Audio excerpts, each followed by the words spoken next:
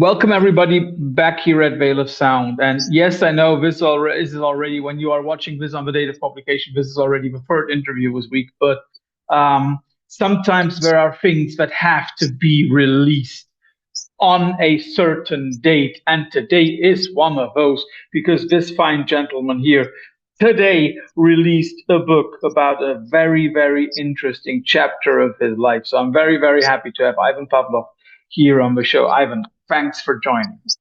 Well, thank you for inviting me. Yes. My pleasure. For everybody who's laughing like Ivan Pavlov, you might know him from his project Sun. You might know him as somebody who worked with very famous people, like, for example, Coil. And that is already the lead into what we are talking about. Ivan released a book today about his collaboration with one of the Coil members, with Sleazy, and the project was, of course, everybody should know, SoiSong. But nevertheless, the first thing always on the Veil of Sound interviews is the plug of the day. Ivan, I will go first so that you have a moment to think which band or project or record you would like to push a little more. I would like to push someone or a band called Rune from Ireland, who we not only had on the show a couple of months ago, but who also, or one of the guys is also working with within the field where Sleazy came from. Dermot is now a member of Nurse with Wounds, so there is some kind of in between.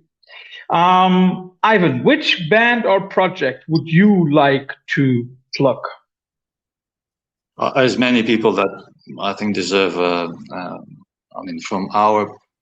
From our world of music where we work, there's many people who deserve a lot more attention than that's obvious. I have many friends who I think, and people that I worked with that I believe deserve more attention. But out of all of them, I would say Little Annie, who is a real diva, Annie Anxiety, as she's known sometimes, and she's a real diva, but she never. I think she deserves a lot. She's a queen. It's one of these rare people. It's like once I went to see Grace Jones on the stage, for example, and it was spectacular because that's what constitutes diva, the kind of performance and what the kind of energy that you radiate. And I think Annie radiates this kind of energy that should be shared with a lot more people than she currently can share it with. And she's got a very big heart and a very interesting voice. She's got beautiful lyric. She's very talented and she is a diva. And I think she would be my plug. Okay, wonderful. Didn't she also release a record last year? Yeah, but I think I've seen that there's a vinyl that came out now. I think small. I don't remember what it's called, but it's just recent. But I think she's had a very long career, very kind of sporadic. It's not as release here, release there, but she's never received that kind of attention, and I think she deserves it. Yes. Ivan, when looking not only at SoiSong, also at your general body of work, one question came to my mind, and that was, are you one of those rare, real synesthetes? People who, for example, taste music or hear shapes?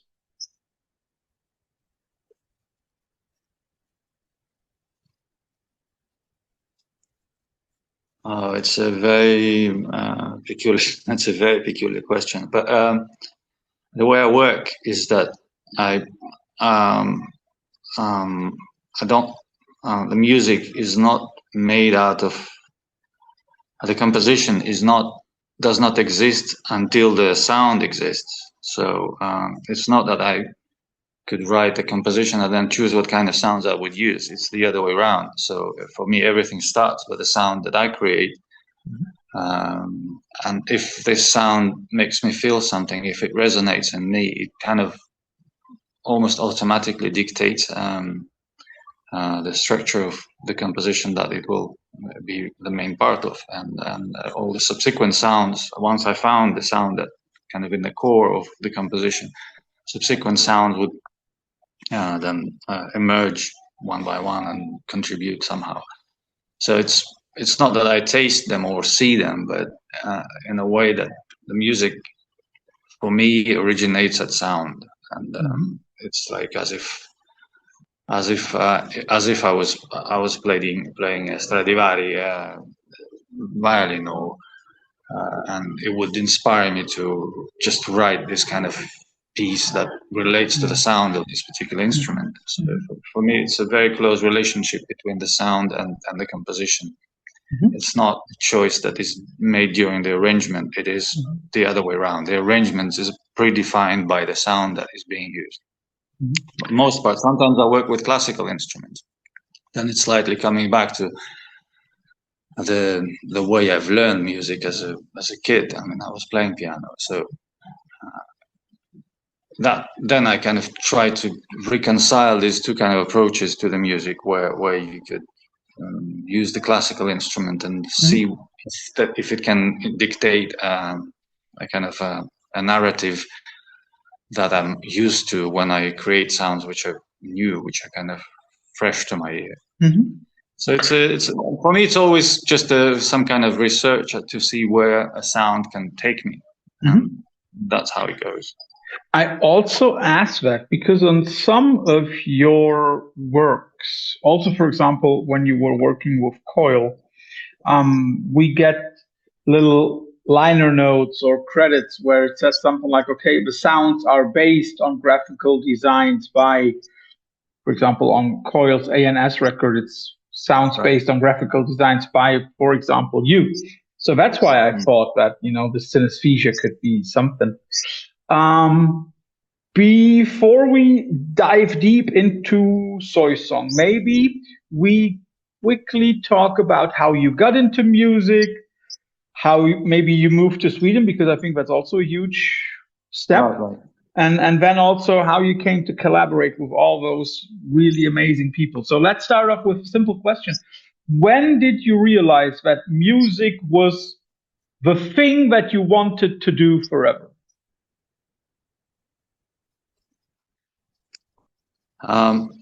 Yeah, well, I was kind of considering music a hobby, I guess. So for a while, when I was a teenager, I had a heavy metal band, and I always listened to music, and it was always a passion of some kind. And but it never really, indeed, occurred to me that it could be your what you call it, your calling. Your calling, indeed, inclination, or a calling, yes, indeed. And I think most prominently, I think the biggest impact on me in terms of deciding what I want to be and how I should be in my life was, in fact, meeting with Jeff, John Balance, at his house. It's just also one of these people who possess this immense energy and like something that radiates, and it changes the way you like. I mean, seeing how he lives, how he thinks, how he talks about things, make you discover a different way of existence, essentially.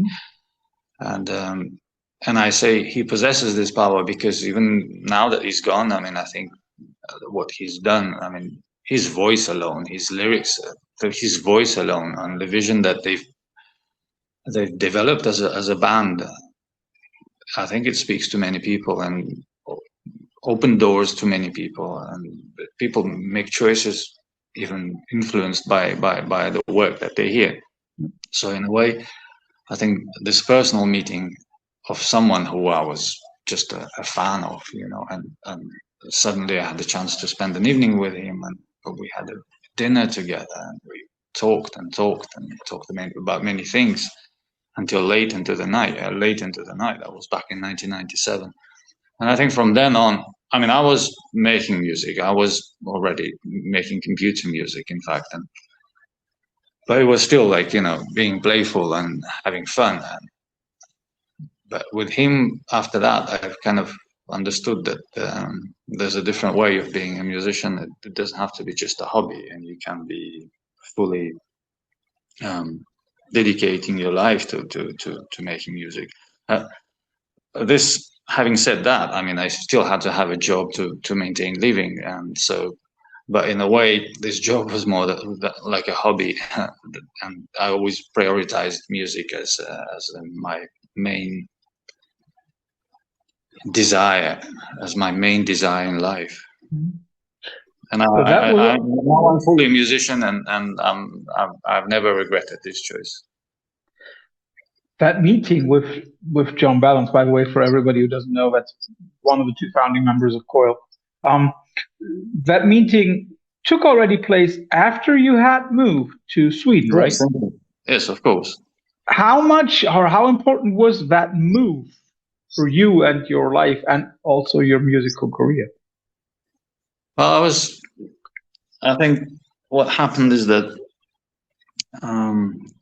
obviously once you move to the West from the country, Russia was completely in shambles. I mean, it was completely destroyed by the perestroika. It was very poor. There was nothing. I was making computer music, and I was working at the university as an engineer in acoustics. I just graduated from the university, and I was having my fun with the computers, a screen tracker software, and it was fun. And writing occasional emails to Coil and getting a response, in fact, and even letters by post. It was funny. But moving to the West gives you access to technology that was scarcely available. I mean, pretty much unavailable in the West, unless you in Russia at that time, because it was just poor, and we received help from international foundations as scientists to get equipment. But in the West, I could actually buy a computer myself, and which is what I did as soon as I got a little job and could make money. So it gave me the possibility of having tools to make music, most of all. And then also you get the possibility to travel. You get to meet people, to communicate with people, and of course that was a major opening of a big window to begin with. And then through that window, you find yourself a way where you navigate what's to your liking. You listen to tons of music, which was hard to get in Russia, and here suddenly you can actually come into a shop and order. I mean, I wrote to Peter Regberg, who was running the record label Mego. As soon as I discovered that I sent him an email saying, where can I buy your records? And it was probably not back in '97, around that time as well. And he just sent me a bunch of records, just like that, as a gift. There was this general vibe of massive enthusiasm for the new music that was emerging when the computers started to play a kind of an important role in performances, because the laptops emerged. So suddenly the computer music has become compact, and it could be an instrument that you can use with in live performances. So it was a big wave. I managed to be in that wave when that was happening, and that's entirely due to me moving to the West at that time. You've mentioned your job. So what did you do for a living background? I wrote software. I was a software engineer. I mean, I've been kind of working on a PhD in acoustics, or well, theoretical mathematics, applied theoretical physics and applied mathematics. But once I've gone through half of it, I jumped off, and I was offered a job through a friend to write software, and I was writing software for a number of years, like working for the software company, and about 20 years after that, while making music. It came handy at the time, because that was the time when you could actually write your own plugins for the software. It was part of the fun in the late '90s. And you have already mentioned your relationship with Coil. I'm not gonna ask about the ending, how you experienced it, because I think it's just such a sad thing. But a few years later, and now we want to dive into the topic of your book that you released today, and into that project, SoiSong. Um, can you explain how you and Peter Sleazy decided? Okay, we want to do this together. How did SoiSong come about? Well, we've been working together in a studio once. I was recording an EP called L'Avantgarde, and for that I came over to their new house in Weston-super-Mare, where they live, Sleazy and Jeff, and I really enjoyed sitting because Jeff would be singing somewhere outside of the studio room, and he was too shy to be seen when he sings, like, and goes crazy. Me and Sleazy would be sitting in the studio and working, and we kind of enjoyed that moment already back then. It was like 2002, I guess, something like that. And then Jeff died, and Sleazy was leaving for Thailand, and I was by total accident I was in London, and and I just to check if Sleazy is around and maybe meet up for a drink. I phoned him up, and he said, "Well, I'm on a Heathrow. I'm heading for the Heathrow airport. So I'm leaving to Thailand." And I said, "Well, for how long?" He says, "Forever." And so I said, "Well, why don't I come up and let's have a drink before you go?" And he said, "Oh, yeah, please come." And so I went to Heathrow and we met there, and it was just completely alone there with a little tube with paintings. He had a few select paintings that he took with him, and traveling very light, and feeling kind of, I think he was feeling liberated from the burden of Jeff's death, most of all. And we had a wonderful moment. And he said, "Well, anytime you want to pop into Bangkok, you're welcome." And you know, he was very kind always. Uh, so that was maybe 2000. I wouldn't remember when it was, 2005, 2006. I don't remember.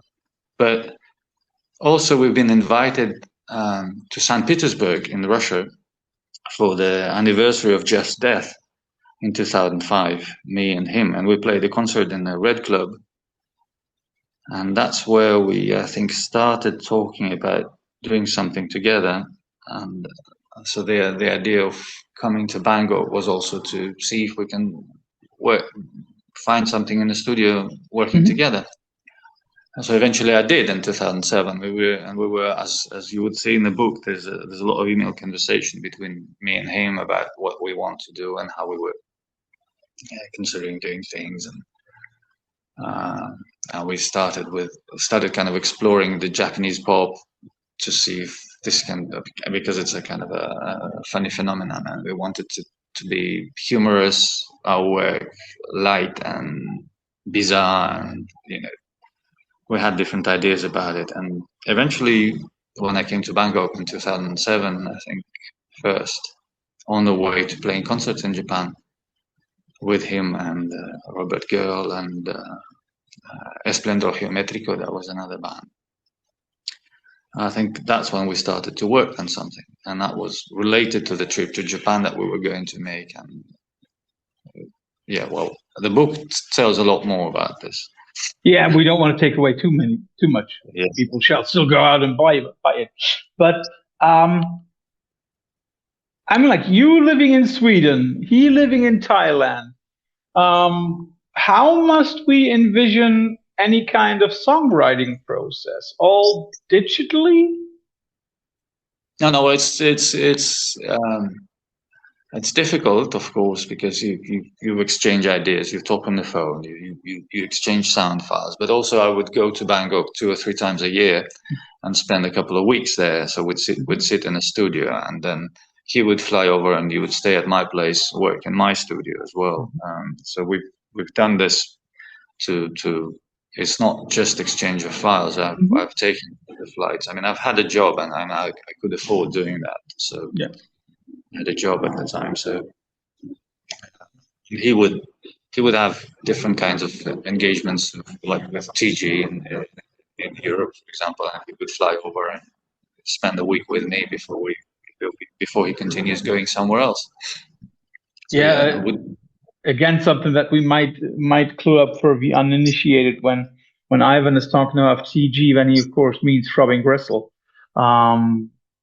Wasn't Annie also? No, Annie wasn't in Throbbing Gristle, right? No, that was Cozy Fanny Tutti. Cozy was it? Yeah, yeah. So then you decide on creating music together, and there is something about SoiSong which you already hinted at. It always feels very light to me. And something like that doesn't happen overnight. How difficult or complicated was it for you two to find that kind of sound foundation on which SoiSong is operating? Well, we wanted to make it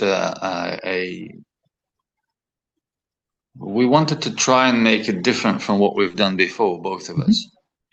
But obviously, we cannot escape the identities we have developed over the time. But we wanted to try it, so we kind of we reminded each other every time we went too far into the territory of ourselves. Like I would say to him, he'd for example, he'd send me a little snippet of melody or something, or like a little sketch that he's written, and I'd say, well, that sounds too Coil, and he says, and he would listen to it, and he'd say, yeah, indeed, that's too Coil. Let's not do this. We would leave it out. And if I say something, and he would say, well, this sounds a little too radical, too harsh. Let's do it. And now we would continuously stop each other. It's in a way like watching over each other, and to make sure we refrain from what we've done before, and from the heaviness that Coil, for example, could carry. And for him, it's heavy because it relates to the memories. It related to the memories of his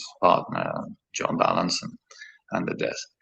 So we were laughing quite a lot in the studio all together when we worked on the project, discovering these little combinations of sounds or how it works together. It was always funny. It was always cheerful. And it was also a project that performed live quite many times, right? So when you were working on new stuff, would you also try that out on the audience?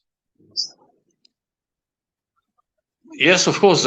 We've had, with both releases, we planned extensive touring, and for the second release, Sleazy was getting quite sick. I mean, his heart was not very good, and but the idea was to see how we can what can we do with this material in front of the public. I mean, going slightly in a different direction, because you see, I have in my career, I have this tendency of making a continuous. It's not really that I perform pieces that are like they are on the record one by one. I usually just mix sound samples or sound bits from different records, in fact, to build up a continuous flow which goes on like for 40 minutes, and you cannot really say where this song ends or this song starts. And that's a little similar to what we were doing with SoiSong. Okay, we especially when we had artificial vocalists and like melodic patterns, they would emerge as kind of, you can recognize that this is this song. But generally, we were trying to use the material in a different way, not like on the record. And for me, it's also, I always understood that the difference between a live performance and a record is a bit the same as with cinema and theater, where in cinema you have the variety of tools like close-ups. You can make a pause, you can freeze something, you can make many details. But whereas in a live performance in theater, you don't have these chances. The people are quite far from the sound, so the sound has to be more crude. It has to be less detailed, but it has to communicate more power in a different way. We both were quite aware of that, and this discussion also is present in the book. But yeah, this we did try to uh, make the the live performances more focused on just what kind of effect the sound can make on the audience. Did you then also sometimes change the way you played according to, for example, the festival that you played? They're like, okay, here we are in a more kind of an industrial festival atmosphere. Indeed, yes, it is. We also changed the way we performed, and like for example, we did a soundtrack to Derek Jarman's Blue once, and that's a very it's a dramatic experience in a way too. Just to prepare this performance was a dramatic experience, and so yes, the context affected the way we performed, of course. And, it's I think it worked well. So let's look a little bit at some characteristics of SoiSong. The project itself had a certain kind of aesthetic. For example, you did something that has rarely been seen. You produced octagonal CDs. Yes. First of all, how? Second of all, why? No, the idea was that I've been coming through we had a lot of discussion about that as well. I mean, what has in the world of streaming and MP3 pirating, what do we do? Do we make physical objects? And we both were in favor. Both me and Sleazy were quite in favor of a certain healthy fetishism that is present in the music consumption, where you actually have an object which takes your time, which prepares you for the experience of listening to the material. And so the record packaging, and he worked with Hypnosis, and he's done a lot of covers which are interesting in themselves. Probably some of them are more interesting than the music that is in the packages that he made. But the idea that the package is important was present. And so, but I wanted to go in a direction where we would laugh at it as well. So I suggested that we do this kind of disposable package, which means that you've got a complicated packaging, which once you open can no longer be put together again. Yeah, cannot be reassembled. So I was coming up with this little strip that I would wrap around the CD, and when I was making it, it's a bit like, it's somewhat like origami, right? But it didn't work very well with a round CD, and I said to myself, well, if the CD was octagonal, that would be so much easier. And then I explored the options, and I had a friend in Taiwan, Han Li, and she said, I've discovered that all these shaped CDs are actually, that you order all across the world, are actually made in one and the same pressing plant in Taiwan. So I was talking to her, and she basically put us in touch with a pressing plant, and it turned out that you can actually make the octagonal CDs. Yeah. And the thing with Sleazy is that the crazier you have the idea, the more excited he becomes with it, and he contributes with his, vision, and then that's how it works. We've always created this kind of amalgam of his excitement and my excitement towards what we're doing.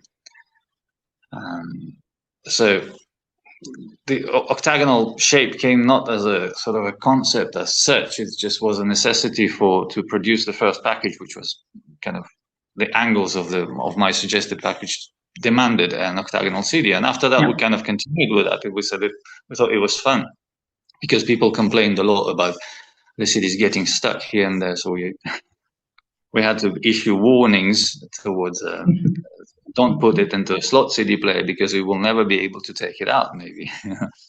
If you want to ruin your car audio, use this. Yeah.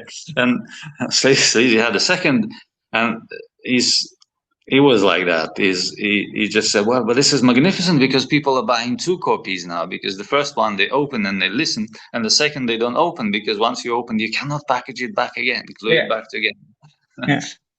Yeah, I also remember you had like those little plastic bags or containers, and that's you for the opened second. it and you had to throw it away. Yes, it's it was fun. It was fun to do, and even the book that I was working with, it was the same. I was afraid that it's going to be, emotionally difficult because I had to go through this archive of images and conversations with him, but and it would be. I thought it might be sad, and I mean, it's been so many years now, so I've taken the distance, but. It was just like working with him in the studio. It was so much fun to make it, and I really, in that sense, I think that SoiSong book is a proper SoiSong release because it's driven by this kind of fun and excitement that we used to exchange. And it's also, if I understood it correctly, this is gonna be the last SoiSong publication / thing ever. Yes, I think I mean, this really sums up everything we've done.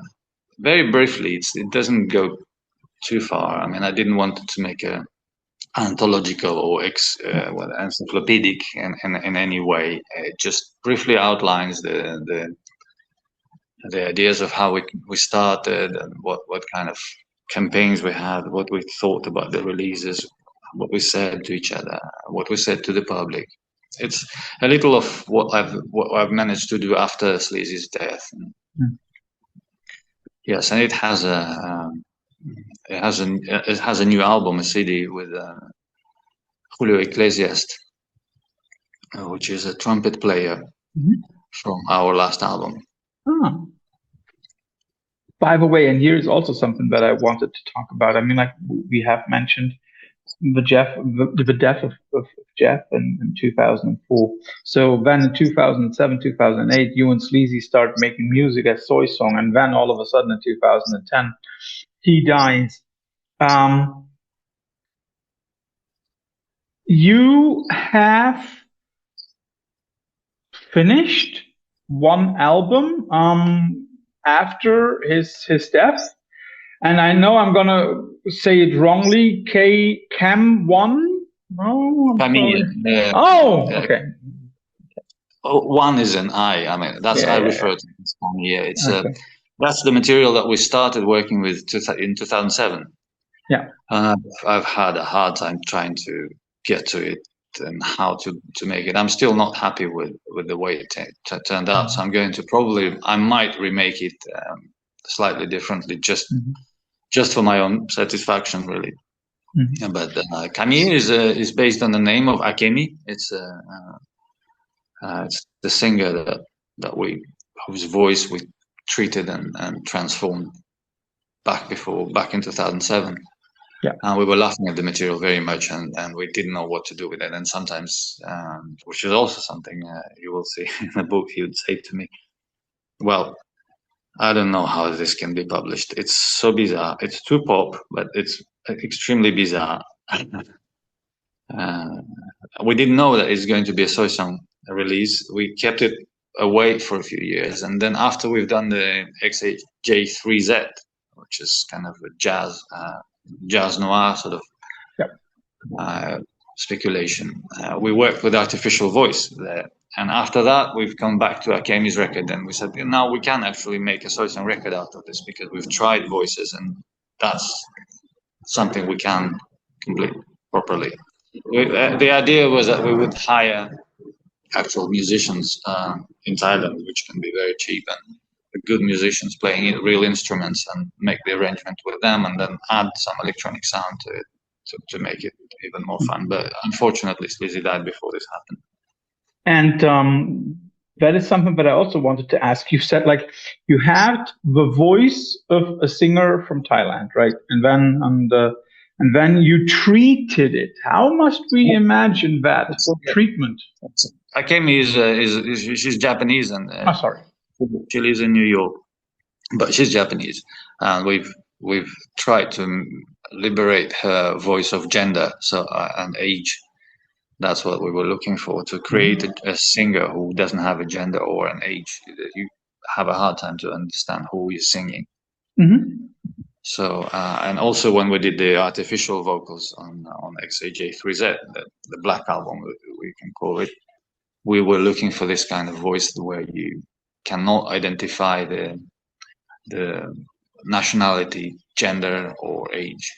And that was an attempt to make it, and yet we wanted it to be still human and warm and organic. Mm-hmm. And you also seem to have a certain love for numerology, don't you? Well, obviously, yes. And here we can take that as a step into the broadcast. So over the last couple of years, there have been SoiSong broadcasts. Yes. Can you explain that a little bit?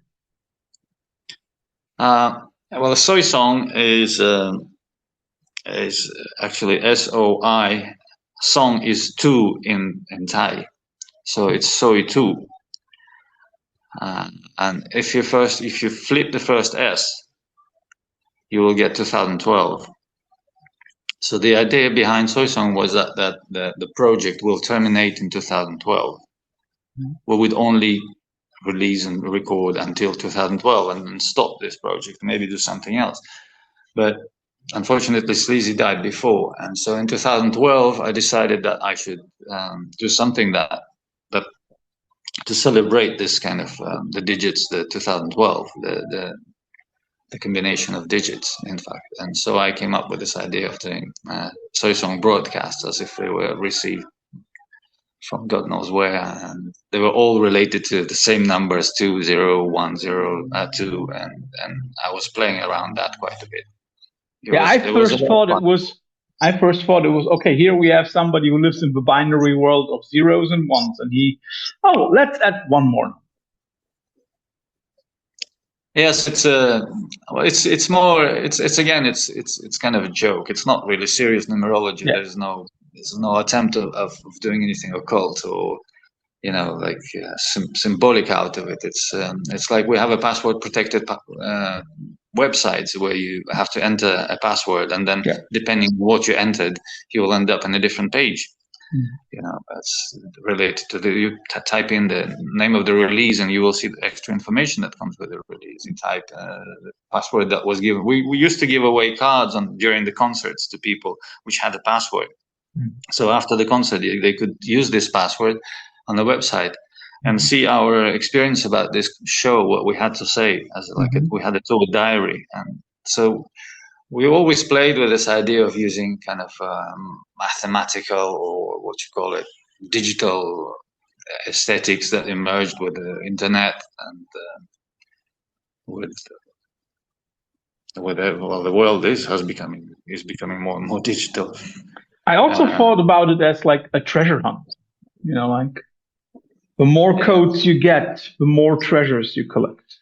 Yes, in a way you can have like yes, indeed, and the broadcasts also followed that kind of principle, where I would make up a little story how this was recorded when, and at the time it would be airing, would be somehow numerologically close to the numbers that we used in SoiSong. In fact, I'm going to make, and I used to do this also related to some releases, as to draw attention to the releases that are going to happen, like sort of to shake the world a little, or not the world, but the small audience that we have, to kind of send them a signal that the SoiSong is around and there's something going on. I'm going to make another one just before the book comes out, so there's going to be another SoiSong broadcast. So when this one is released on book release, you might find another broadcast somewhere. Yeah, there will be another broadcast, maybe the day before or 2 days before. I will have to find it. So if you haven't found it yet, folks, go on your treasure hunt. And then, of course, if we talk about numerology and numbers and turning them around, then it's probably not an incident that you released most of your broadcasts in 2021, where you again have similar numbers. 2021, indeed, yes. Yeah. Not 2012, 2021. That was the play. Yeah. In 2012, I had a special event in Tokyo at the same bar where we played our first concert. Okay. We celebrated it and I think it was 22nd or 20th of December 2012, 2012, 20th of December, we had an event, I think, with my friends. We organized it. And then the last thing that I would like to ask before we come to the quickfire round, and I'm not sure if it's understandable, but is SoiSong for you more than just a band and more than a collaboration with Sleazy? Is it also some kind of place, some kind of home?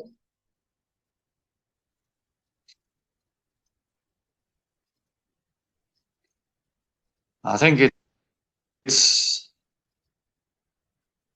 again, it's the way of viewing what you do. I mean, it's a way of being in music, or it's a way of thinking about music. It's a certain state, a certain mentality that you enter. It's like when I do SoiSong broadcast, for example. I am SoiSong. I am Soijin02, which is the code name for the band member. It's a certain mentality that we've developed between each other, which is a weird combination of creative ambition and humor, and a state of mind where anything goes in a way.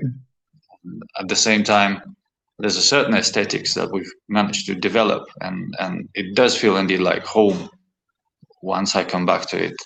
But I don't know if it does feel the same way to other people. But I think many people probably there are people who recognize it as a sort of a familiar environment too. Because they've participated in different campaigns, putting posters in their cities, sending us photographs and the T-shirts, and we try to drag them into the process so that they feel part of SoiSong in a way. And I hope that it remains like that for at least some of them. In which way did SoiSong influence your music or your way of making music? Well, I think everything you do, every record you make, changes you forever. I mean, I've realized that. Well, that's a fact. I guess you can't get away from that. Yeah. Everything you make changes you. Every record, and SoiSong much more powerfully because you work with another musician and who has a very strong character, who has a very big experience, and of course I've grown up considerably after having worked with Sleazy, and it also this idea that you can do anything you want. It's like with him, I mean, I was always looking for someone who would, I guess, for some kind of approval of, I mean, if you have a crazy idea, is it really feasible to make it? Is it really worth the effort? And to him, it was always worth the effort. It didn't matter. This is great. Let's go for it. Let's add this to it, and it becomes even more crazy. And anything is possible. That kind of, this liberty is, I think, the most valuable treasure that I carried out of SoiSong. And I've released record myself after that, like doing handmade editions just for fun, and I've enjoyed making that. Yeah, there is also something sound-wise very, very liberating about SoiSong's music. In order to understand it, you have to dive deep, and if you did that, then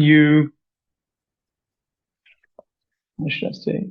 If you did that, then you will come out at the other end with a different understanding of what music can be. And I think that is one of the biggest compliments that one can make to any artist, that you changed somebody's understanding of art, music, whatever.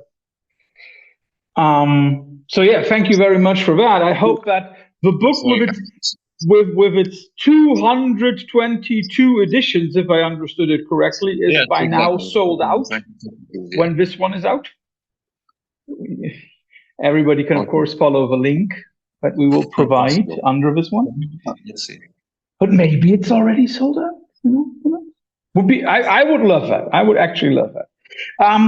Ivan, first of all, thanks for all the insights into your way into music, into SoiSong. But of course, we go through the infamous quickfire round at the end. I will give you always two alternatives, most of them related to similar soundscapes or ideas about music or just bands that I think both of us love. Let's start with Throbbing Gristle. Right. You have to choose between the second annual report and DOA third and final report. Which record do you like? A second annual report has had the biggest impact on me because I think it was the first Throbbing Gristle I heard. Mm-hmm. It's also the third one. It spaces you out. Yeah, it's the third one, right? Before that, it's just best of volume 1 and 2, right? Something like that. Psychic TV. Right. Dreams Less Sweet or Force the Hand of Chance? The very first ones. No, wait. One of them is the first. One of them is the third, I think. Yeah. Force the Hand of Chance, I think. Mm-hmm. I prefer that. Nurse with Wound.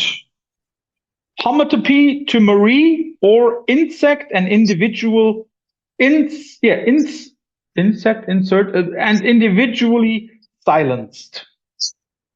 Soliloquy for Lilith. Yeah, that's the one that most people choose.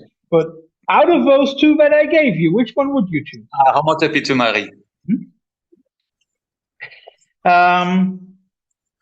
Einstürzende Neubauten. One of my all-time favorite bands.